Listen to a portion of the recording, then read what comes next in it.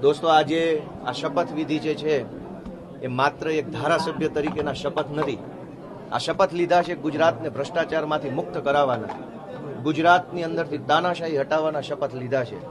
ગુજરાતની આમ જનતા જેનું શોષણ થઈ રહ્યું છે, ક્યારેક પુલ તૂટે, ક્યારેક પેપર ફૂટે, ક્યારેક ડ્રગ્સ વેચનારા, દારૂ વેચનારા પોલીસ ઉપર કાર ચડાવી દે, ક્યારેક કોઈ નિર્દોષ દીકરીએ અસામાજિક તત્વોના ત્રાસથી આત્મહત્યા કરવી પડે, ક્યારેક વ્યાજ માફિયા કે ગુંડાઓના ત્રાસથી લોકોએ જીવન ટૂંકાવવું પડે. આ તમામ પરિસ્થિતિઓમાંથી ગુજરાતની જનતાને મુક્ત કરાવી અને જનતાનું શાસન આવે, સ્વરાજ આવે, ખેડૂતોનું રાજ ગુજરાતની અંદર આવે, એના શપથ મેં અને અમારી ટીમે સાથે મળીને લીધા. આજે ગુજરાતભરના લોકો આ ઐતિહાસિક ઘટનાક્રમને કુતૂહલતાથી, જિજ્ઞાસાથી અને ઉત્સુકતાથી જોઈ રહ્યા છે. જાણે કે ગુજરાતમાં બહુ મોટી ક્રાંતિ થઈ હોય, પરિવર્તન આવ્યું હોય, એટલા હરખ અને એટલી ઉર્જા સાથે ગુજરાતભરના લોકો આજના કાર્યક્રમને જોઈ રહ્યા છે. એટલા માટે આજનો દિવસ અત્યંત ઐતિહાસિક દિવસ છે.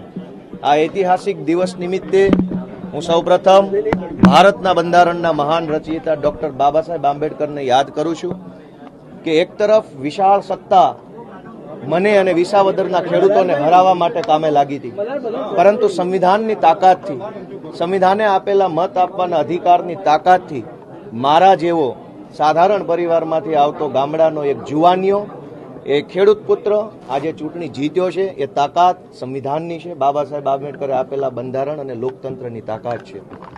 હું વિસાવદર, ભેસાણ અને જૂનાગઢ ગ્રામ્ય મત વિસ્તારના ધારાસભ્ય તરીકે આજે શપથ લીધા છે, ત્યારે ગુજરાતના પનોતા પુત્ર, ધરતીપુત્ર, ખેડૂત પુત્ર, ખેડૂતોના મસીહા સ્વર્ગસ્થ કેશુબાપા પટેલને આજે હું યાદ કરું છું. કારણ કે ધારાસભ્ય બનવું એ અલગ વાત છે, પરંતુ કેશુબાપા જેવા, કુરજી બાપા જેવા, પોપટ બાપા જેવા અનેક એવા આગેવાનો જેણે વિસાવદર વિધાનસભાનું નેતૃત્વ કર્યું છે, રત્ના બાપા ઠુમર જેવા, એ બધાય સ્વર્ગસ્થ વડીલો, જે હયાત છે વડીલો, તમામ વડીલોને હું યાદ કરું છું, એમને નમન કરું છું.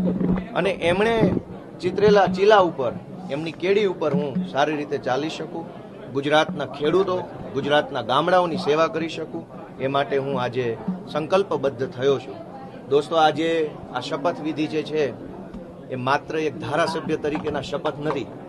આ શપથ લીધા છે ગુજરાતને ભ્રષ્ટાચારમાંથી મુક્ત કરાવવાના, ગુજરાતની અંદરથી તાનાશાહી હટાવવાના શપથ લીધા છે.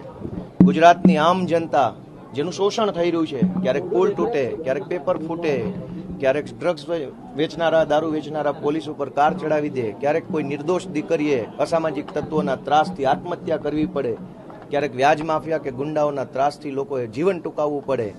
આ તમામ પરિસ્થિતિઓમાંથી ગુજરાતની જનતાને મુક્ત કરાવી અને જનતાનું શાસન આવે, સ્વરાજ આવે, ખેડૂતોનું રાજ ગુજરાતની અંદર આવે, એના શપથ મેં અને અમારી ટીમે સાથે મળીને લીધા છે. સાથીઓ, આ તબક્કે હું વિસાવદર ભેસાણની મહાન જનતાનો ખૂબ ખૂબ અને વારંવાર આભાર વ્યક્ત કરું છું કે એમણે એક મારી જેવા સાધારણ પરિવારના જુવાનિયાને કેવડી મોટી જવાબદારી સોંપી છે. આજ આખું ગુજરાત એક નવી દિશાની અંદર આગળ વધવા માટે તૈયાર થઈ રહ્યું છે. ત્યારે મારી બે વિનંતીઓ છે. ગુજરાતની જનતાને મારી એક વિનંતી છે કે પોતાનો આત્મા જગાડો. ક્યાં સુધી સહન કરીશું? ક્યાં સુધી આ બધું ચલાવી લઈશું?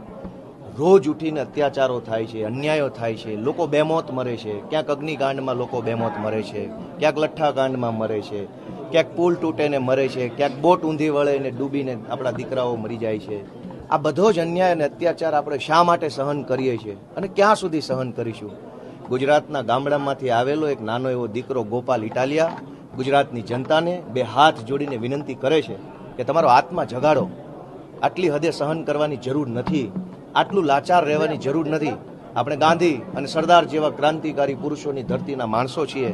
લાચારી કે વિવશતા આપણને પોસાય નહીં. હું ગુજરાતના યુવાનોને વિનંતી કરું છું કે તમારો આત્મા જગાડો, તમારા મનને ઢંઢોળો, લડાઈ માટે તૈયાર થઈ જાઓ, સંઘર્ષના રસ્તા ઉપર આવો. અને ક્યાં સુધી સત્યાગ્રહ છાવણીમાં બેસીને માત્ર આપણે આંદોલનો કરતા રહીશું અને સરકાર આપણી વાત નહીં સાંભળે? આવો એક મોટું આંદોલન કરીએ, સંઘર્ષના રસ્તા પર જોડાઈએ અને આપણે સૌ ભેગા મળી અને ગુજરાતની અંદર બદલાવ લાવવાનો સંકલ્પ લઈએ, એવી હું ગુજરાતના યુવાનોને પ્રાર્થના કરી રહ્યો છું. આ તબક્કે હું વિધાનસભાના માનનીય અધ્યક્ષશ્રીનો પણ ખૂબ ખૂબ આભાર વ્યક્ત કરું છું. એમણે મને આવકારીને મને શપથ લેવડાવ્યા છે અને ધારાસભ્ય તરીકેની જવાબદારી સોંપી છે. એ બદલ માનનીય અધ્યક્ષ શ્રી શંકરભાઈ ચૌધરી સાહેબનો પણ હું ખૂબ ખૂબ આભાર વ્યક્ત કરું છું.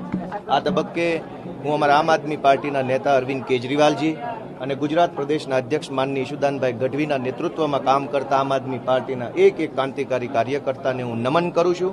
એમના સંઘર્ષને હું સ્વીકારું છું. એમના સંઘર્ષના દમ પર આજે મને જ્યારે આ તક મળી છે ત્યારે આમ આદમી પાર્ટીના સૌ ક્રાંતિકારી કાર્યકર્તાને હું પ્રણામ કરું છું. ગોપાલભાઈ, 2 દિવસ છે, એક ઘટનાક્રમ હતો કે વિધાનસભાના પગથિયા ઉપર બેસીને ગોપાલભાઈએ જે કર્યું હતું એના કારણે તમે જાણીતા થયા હતા અને આજે એ જ વિધાનસભા ગૃહના સભ્ય તરીકે તમે અહીંયા પહોંચ્યા. 2 દિવસ તમે કેવી રીતે જુઓ? બંને ઐતિહાસિક દિવસ છે. એક સમય હતો જ્યારે ગુજરાતની વિધાનસભાની અંદરથી જે કાંઈ નિર્ણયો લેવાતા અને નિર્ણયો પ્રજા વિરોધી હોય, જનતાનું શોષણ કરનારા હોય, જનતા ઉપર દમન થાય એવા નિર્ણયો હોય, એના વિરોધમાં મેં મારા આંદોલનકારી સ્વભાવ તરીકે એક જમાનામાં વિરોધ નોંધાવેલો.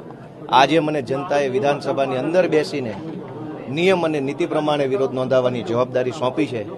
તો સડક ઉપરના વિરોધથી લઈ સદનની અંદર સુધીના વિરોધ સુધીની આ સફરની અંદર જનતાનો જે અભૂતપૂર્વ પ્રેમ મળ્યો છે, મારા કુટુંબ પરિવારનો પ્રેમ મળ્યો, મારા આમ આદમી પાર્ટીના કાર્યકર્તાની લાગણી મળી, એ બદલ હું મારી જાતને ભાગ્યશાળી માનું છું અને સૌનો આભાર વ્યક્ત કરું છું.